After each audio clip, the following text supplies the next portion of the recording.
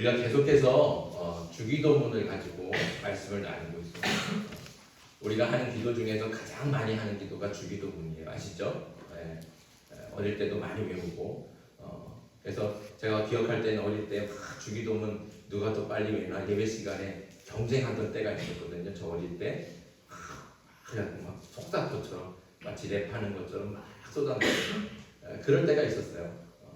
그러니까 주기도문은 항상 많이 외우고 어릴 때부터 외워서 많이 알고 있지만 과연 이 주기도문에 어떤 의미가 있는지 우리가 어떻게 기도를 해야 되는지는 사실 자세히 들여다보지 못했던 것 같아요.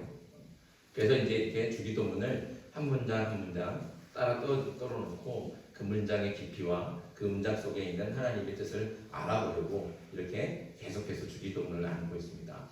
오늘은 벌써 7째 시간이에요. 오늘은 7째 시간. 여러분들이 함께 나눴던 말씀들을 잘 되새기면서 사실 주기도문은 우리 신앙의 핵심이에요. 신앙의 핵심. 여기에 모든 것이 다 들어있어요. 그래서 주기도문은 그냥 허투루 막 그냥 외워서는 안 되는 겁니다. 그 말씀의 깊이가 굉장히 깊은 거예요. 그래서 여러분들이 주기도문을 좀 더 유심히 살펴보고 말씀을 들으면서 주기도문을 외울 때마다 그 뜻의 깊은 의미들을 다시 되새기면서 그렇게 기도할 수 있는 저와 여러분들 되게 소망합니다. 자, 오늘은 7째 시간, 7번째 시간인데 오늘은 이제 6개의 기도 제목, 6개의 기도 제목 중에서 5번째인 오늘 우리가 우리에게 잘못한 사람을 용서하여 준 것 같이 우리 죄를 용서하여 주시고 바로 요 기도입니다. 자, 오늘의 기도의 내용은 간단하게 얘기하면 뭐예요? 죄를 용서해 주십시오 하고 죄 용서를 간구하는 기도입니다. 자, 우리가 방금 읽었지만 이 기도는 다른 어떤 기도보다 분량이 길죠. 오늘 우리가 우리에게 잘못한 사람을 용서하여 준 것 같이 우리 죄를 용서하여 주시고 한 호흡에 안 되는 거예요. 그만큼 길어요. 길다는 얘기는 뭐예요? 그만큼 담고 있는 내용이 많다는 겁니다. 그래서 오늘 이 기도는 오늘 하루가 다 못 다르고 오늘하고 다음 주 수요일까지 2주간에 걸쳐서 이렇게 설교를 나누려고 합니다. 그래서 오늘 이 시간에는 이 긴 기도 중에서 맨 뒤에 나오는 우리 죄를 용서하여 주십시오, 우리 죄를 용서해 주십시오 하는 이 말씀의 의미를 먼저 나누도록 하겠습니다. 자, 인간은 사실 따지고 보면 사람이라고 하는 존재는 사실 별거 없잖아요. 그런데도 세상에서 제일 자존심 센 사람이 뭐예요? 그러니까 그 존재가 뭐예요? 사람인 거예요. 사람. 자존심을 가지고 있잖아요. 그래서 어떤 사람도 죄인이라는 말을 듣기 싫어해요. 여러분들이 다른 사람한테 당신은 죄인입니다. 그러면 그 사람이 좋아할까요? 싫어할까요? 당연히 싫어하죠. 그런 말 듣기 싫어한다는 거죠. 하지만 듣기 싫다고 해서 듣기 좋은 말만 할 수는 없습니다. 중요한 것은 진리를 얘기하는 거죠. 진실을 발휘해야 됩니다.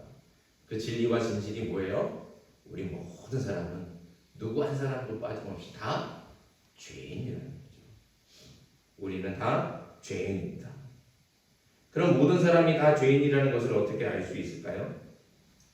반대로 질문을 한번 해보면 좋을 것 같아요. 만약 지금 우리가 법을 지키잖아요. 우리한테 법이 있잖아요.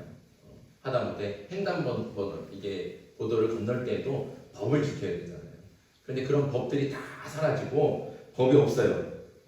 이렇게 법이 지켜야 될 법이 없다. 그러면 우리 사회가 어떻게 될까요? 알아서 척척 선한 행동을 하고 착한 행동을 하면서 질서를 지키고 조화를 이루면서 잘 살게 될까요? 법이 없으면 그럴까요? 안 그럴까요? 우리 다들 꿀 먹은 거 오늘 다들 꿀을 드셨습니다. 법이 없어도 이렇게 잘 살 수 있어요? 없어요? 없잖아요. 그렇죠? 아무도 법 없어도 잘 살아요 라고 말할 수 있는 사람은 정말 한 사람도 없을 거예요. 왜냐하면 있는 법조차도 사람들이 안 지키잖아요. 있는 법조차도 안 지키고 어떻게 하면 법을 이렇게 교묘하게 빠져나가서 나쁜 짓 할까? 이를 무기하고 있는 사람들이 얼마나 많이 있습니까? 그래서 죄 짓는 사람들도 얼마나 많이 있어요. 그러니까 있는 법도 안 지키는데 법이 사라진다? 그러면 이 세상은 난리가 나는 거예요. 우리가 종종 뉴스 통해서 보지 않습니까? 법의 힘이 미치지 못하는데 뭐 재난이 나거나 어떤 전쟁이 나거나 그 사회가 혼란 중에서 법의 힘이 미치지 못하는데 그때 사람들이 어떻게 돌변해요? 다들 폭도가 되잖아요. 그리고 가게 문을 자기 물건이 아닌데도 불구하고 가게 유리창을 딱 깨뜨려갖고 세탁기 들고 나가고 냉장고 들고 나가고 아주 버젓하게 막 마트 같은 거 다 털어갖고 그 캐리어에다가 다 가득가득 실어갖고 다 아주 그냥 개선장군처럼 그렇게 들고 나오잖아요. 그런 건 뉴스에서 종종 보지 않았습니까? 그러니까 법의 힘이 미치지 못한다면 그렇게 되는 거예요. 사회가 혼란스러워지고 사람은 방종하게 되고 약탈과 폭력들이 그냥 뭐 난무하는 그런 사회가 될 수밖에 없다는 것이죠. 그러니까 법이 있다는 것은 사람은 기본적으로 이 안에 죄성을 가지고 있는 겁니다. 죄의 속성을 가지고 있으니까 그 죄악성 인간의 죄악 때문에 법을 지키려고 되어 있는 거죠. 사람은 가르쳐주지 않아도 경쟁하며 죄를 지어요. 어린아이들도 마찬가지예요. 저희 큰애하고 둘째하고 나이 차이가 2살입니다. 그러니까 우리 둘째를 아내가 병원에서 낳고 조리원에서 2주 동안 몸조리하고 아이를 이렇게 데리고 들어왔어요. 집으로 왔죠. 그러면 아이인데 큰애하고 둘째하고 2살 차이. 그러니까 큰애가 3살일 때 깐난지 하는 거죠, 둘째. 근데 저희가 놀라운 영향을 받았어요. 우리 큰아들이, 큰애가 그러니까 제 아들 동생이죠. 동생, 아우 예쁘다 이래요. 그랬더니 예쁘다 그러더니 우리가 안 보는 사이에 그래갖고 나한 지 한 달밖에 안 된 애가 얼굴에 여기에서 손톱 자국이 나요. 피가 날 정도로 그렇게 아주 깊은 상처를 알아요. 여기 그냥 얼굴이 손톱 이렇게 쫙 이렇게 진짜 고양이 갈등. 저희가 아내나 저나 우리 큰아들한테 야, 너 얘는 이 경쟁 상대야. 너 얘를 반드시 해야 되고 이런 거를 가르쳐 준 적이 없잖아요. 근데 우리 아이는 본능적으로 아는 거예요. 본능적으로. 얘는 내 경쟁자. 얘를 내가 제거하지 않으면 나는 죽을 수도 있어. 어린애가 그런 마음들을 가지고 있다는 거죠. 이걸 누가 가르쳐 주지 않았는데도 본능적으로 경쟁하고 이기려고 하고 그러니까 미워하는 마음이 생기고 그래서 죄를 짓는다는 거죠. 이렇게 사람은 죄를 지어서 죄인이 아니라 본성적으로 죄의 속성을 가지고 있기 때문에 태어날 때부터 죄성을 가지고 태어난다는 거죠. 그래서 세상의 모든 사람들은 다 죄인인 겁니다. 또 죄인일 수밖에 없죠. 자, 그렇다면 인간이 원래부터 이런 죄악된 존재였습니까? 이런 죄악은 언제부터 또 어떻게 인간들에게 들어온 것일까요? 이것을 설명해 주는 게 바로 성경 말씀이에요. 성경은 창세기를 통해서 우리 인간들이 어떻게 죄인이 되었는지를 보여주지 않습니까? 하나님께서 만드신 첫 번째 사람인 아담과 하와가 하나님께서 먹지 말라고 명령하신 선악과를 먹은 것에서부터 죄가 시작이 되었다. 이렇게 말씀하고 있습니다. 그 다음부터 모든 인류는 죄의 속성을 가지고 태어나서 모든 사람이 다 죄인이 되었다는 것이죠. 이게 바로 원죄입니다. 원죄. 그런데 우리가 오해하는 것 중에 하나가 아담과 하와 때문에 우리가 죄인이 되었다고 생각한다는 거죠. 원죄라고 하는 것을 그건 아담의 죄라고 생각해요.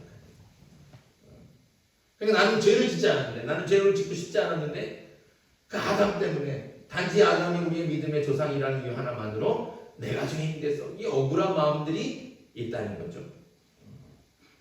그러나 원죄는 결코 아담만의 죄를 말하는 게 아닙니다. 그건 원래부터 우리가 우리 안에 가지고 있는 죄를 얘기하는 거예요. 아담, 이 말은 흙, 먼지라는 뜻을 가지고 있는 아담아라고 하는 히브리어에서 나오는 겁니다. 그러니까 흙으로 된 모든 사람은 다 아담이에요. 그러니까 아담은 인류의 최초의 사람이기도 하지만 그 한 사람만 가르치는 게 아니라 모든 인류를 대표하는 사람이 바로 아담입니다. 저와 여러분들도 마찬가지죠. 저와 여러분들은 뭐로 됐습니까? 하나님께서 뭘로 만드셨어요? 예, 흙으로 만드셨어요. 그러니까 우리 지금 뭐로 돌아가요? 예, 흙으로 돌아가는 거예요. 그러니까 우리도 하나님께서 흙으로 만드신 거예요. 그러면 흙으로 만들었으니까 우리도 뭐예요? 아담이죠. 우리도 아담인 겁니다. 그래서 아담의 죄는 아담만의 죄를 얘기하는 게 아니라 우리 모두의 죄를 이야기하는 것이죠. 다시 말해서 우리는 아무 죄를 짓지 않았는데 단지 아담이 우리의 조상이라는 이유만으로 아담이 지은 죄를 물려받아서 그래서 원죄가 생긴 것, 이것이 아니라는 말이에요. 원죄는 바로 우리가 본래적으로 가지고 있는 죄의 속성이며 죄를 짓고자 하는 경향성, 이것을 이야기하는 것입니다. 그러니까 아담에게 책임이 있는 게 아니에요. 아담 때문에, 아담과 하와 때문에 내가 죄인이 된 것, 그게 아니에요. 우리는 그렇게 죄의 속성을 가지고 있다.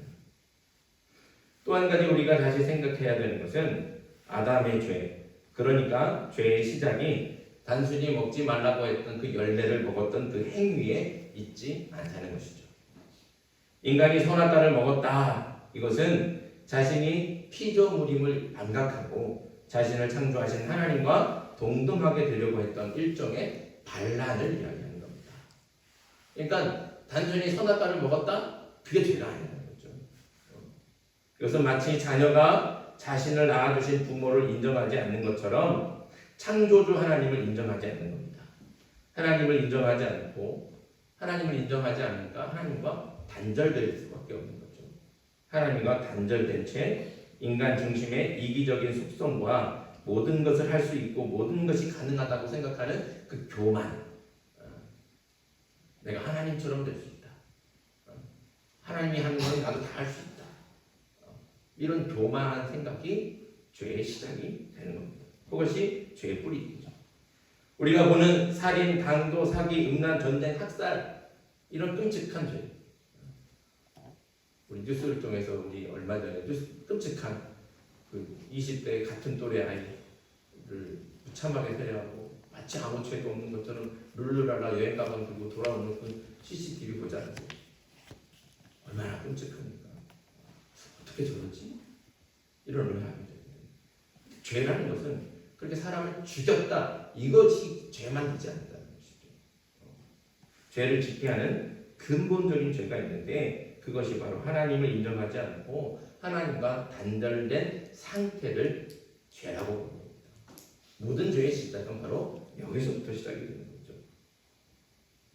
그래서 살인, 강도, 전쟁, 이런 끔찍한 현실로 죄가 나타나는 겁니다. 그렇다면 이 끔찍한 죄의 문제를 어떻게 해결할 수 있겠습니까?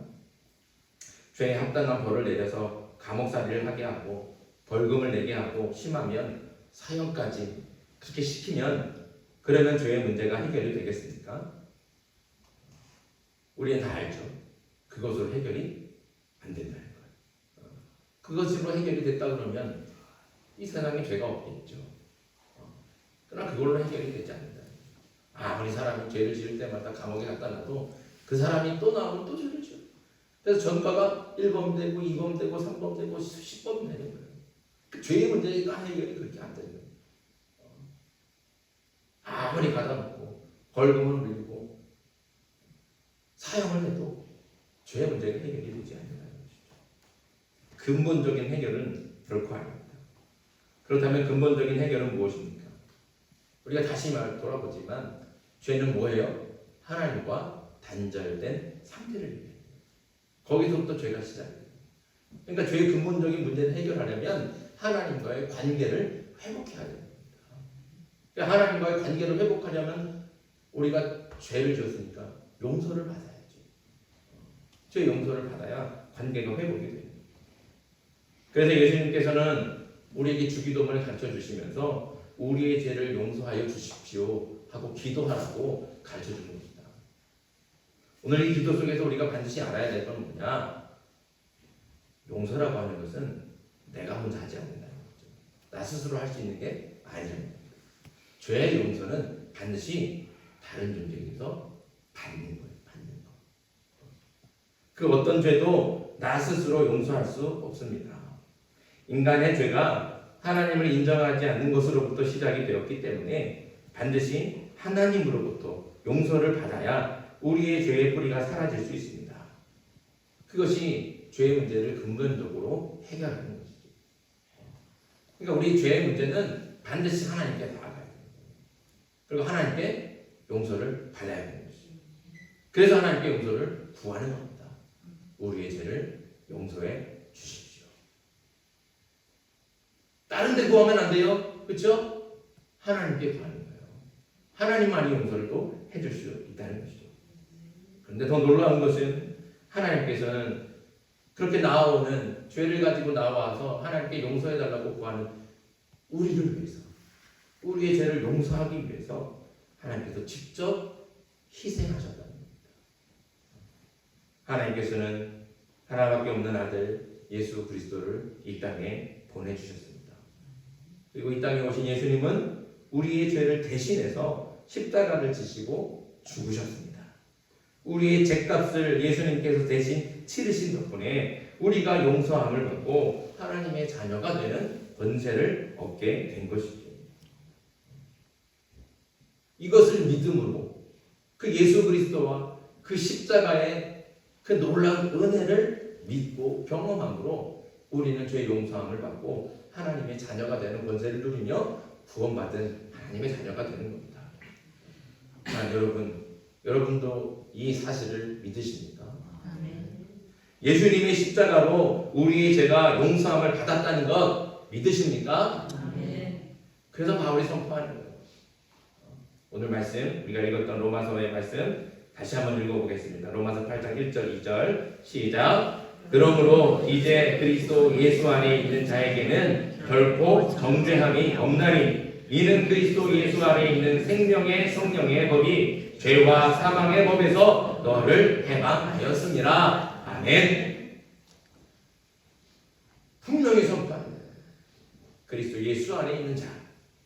그리스도 예수 안에 있다는 말은 무슨 말입니까? 예수 그리스도와 그 십자가를 믿는다는 거예요. 예수님이 나를 위해 죽으셨습니다. 이 죄 많은 나를 위해 죽으셨습니다. 그 죽으심으로 내가 용서함을 받고 나는 구원받았습니다. 이걸 믿음으로 고백합니다. 그게 바로 예수 그리스도 안에 있는 거예요. 그렇게 예수 그리스도 안에 있으면, 예수님을 믿으면, 그 십자가를 믿으면 결코 정죄함이 없다는 거예요. 죄와 사망의 법에서 완전하게 해방이 됩니다. 그러니까 죄를 용서받을 수 있는 길은 오직 누구한테만 있습니까? 예수님께만 있습니다. 예수님께만 있습니다. 예수님께서 십자가를 지시고 우리를 대신해서 죽으셨다는 이 진리를 믿을 때 죄를 용서받고 죄로부터 자유하게 됩니다. 그래서 우리가 주기도문을 외우면서 또 기도하면서 우리 죄를 용서하여 주시고 하고 기도하는 것은 예수님을 믿습니다. 예수님의 십자가로 내가 죄의 용서함을 받는 것을 믿습니다. 이렇게 우리 믿음을 고백하는 것과 마찬가지입니다. 이 믿음의 고백이 없이 어떻게 하나님 앞에 용서해 주십시오 기도할 수 있습니까? 그 예수님을 모른 채 어떻게 용서해 달라고 말할 수 있겠습니까? 그러니까 주기도문 속에서 우리의 죄를 용서해 주십시오 하고 있는 기도는 나의 죄를 용서하실 분은 오직 예수님밖에 없습니다. 그 예수님의 십자가로 내가 용서함을 받고 구원받은 줄 믿습니다. 그 믿음으로 고백하는 거죠. 이 믿음이 우리 신앙의 기초이고 바탕입니다. 이 믿음 없이는 결코 우리는 죄를 용서받을 수 없다는 것 꼭 기억하시기 바랍니다.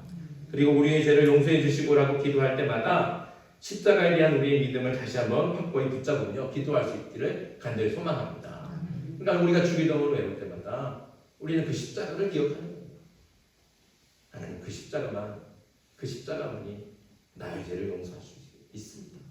나는 그 십자가만을 붙들겠습니다. 이러한 믿음과 결단으로 날마다 새롭게 정말로 주님 앞에 나아갈 수 있는 저와 여러분들에게 소망합니다. 아멘. 이렇게 우리는 날마다 우리의 죄를 용서해달라고 기도해야 됩니다. 그런데 앞에서도 로마서로 선포했잖아요. 그리스도 안에 있으면 어떻게 해요? 결코 정죄함이 없나니 말씀하셨어요. 근데 죄로부터 완전하게 해방이 된 거예요. 그렇게 예수 그리스도의 십자가로 죄의 용서함을 받았고 이미 죄에서 자유함을 얻었는데 왜 우리는 날마다 죄를 용서해달라고 기도해야 될까요? 왜 그렇습니까? 죄 용서함을 받았잖아요. 바울을 통해 선포하셨잖아요. 그리스도 안에 있으면 정죄함이 없다는 거예요. 그런데 왜 자꾸 날마다 내 죄를 용서해 주십시오 기도해야 될까요? 요한복음 13장에 보면 예수님께서 제자들의 발을 씻겨주시더라고요. 다 세수대에 물을 떠다가 수건을 허리에 다 두르시고 제자들의 발 앞에 다 무릎 꿇고 앉으신 거예요. 그때 베드로가 어떻게 했어요? 예수님 절대로 내 발은 못 씻습니다. 어떻게 예수님이 내 발을 씻습니까? 위대한 스승이신 예수님이 안 되겠다는 거예요. 거부하는 거예요. 예수님이 뭐라고 말씀하셨어요? 내가 너의 발을 씻기지 않으면 너와 내가 상관이 없다. 그렇게 말씀하시니까 베드로가 탁 돌변했어요. 그러면 발뿐만 아니라 내 손도 내 팔도 내 다리도 내 발을 다 씻어주십시오. 그러니까 또 예수님이 뭐라고 했어요? 이미 목욕한 사람은 온몸이 깨끗하니 발만 씻으면 그만이다. 너희도 그처럼 깨끗하다. 이게 예수님의 말씀. 이미 목욕한 자라는 것은 누구를 얘기하는 겁니까? 예수 그리스도를 믿음으로 죄의 용서함을 받은 사람들. 이 사람들 얘기하는 거예요. 아까 로마서에서 선포한 대로 그리스도 안에 있어서 정죄함을 받지 않는 사람. 그 사람들이 바로 이미 목욕한 사람. 예수 그리스도께서 여러분의 죄를 대신해서 죽으신 줄 믿으십니까? 네. 그럼 여러분 이미 목욕한 사람들, 이미 깨끗해진 거예요. 그러나 이미 목욕을 했더라도 우리는 날마다 더러운 곳을 왔다 갔다 하지 않습니까? 그러니까 날마다 발을 씻어야 돼요. 여러분들 사우나에 갔다 왔다고 다음날 세수하세요? 사우나 가서 때 빼고 강 내고 다 했다고 다음날 세수 안 해요? 발 안 씻어요? 매일 씻잖아요. 매일 씻어요. 왜 그렇습니까? 하루 종일 돌아다니면서 먼지 쌓고 더러운 곳에 왔다 갔다 하고 그러니까 매일같이 씻는 거예요. 우리는 존재론적으로는 주 예수 그리스도를 믿음으로 죄 사함을 받아서 깨끗한 사람이에요. 이미 목욕한 사람이에요. 그러나 실제적으로는 또 현실적으로 경험하는 것은 우리는 죄가 가득한 세상 속을 살아가고 있잖아요. 그러니까 죄를 왔다 갔다 하고 내가 다녀간 곳을 더러운 죄로 내가 발붙이고 들어올 때가 얼마나 많이 있습니까?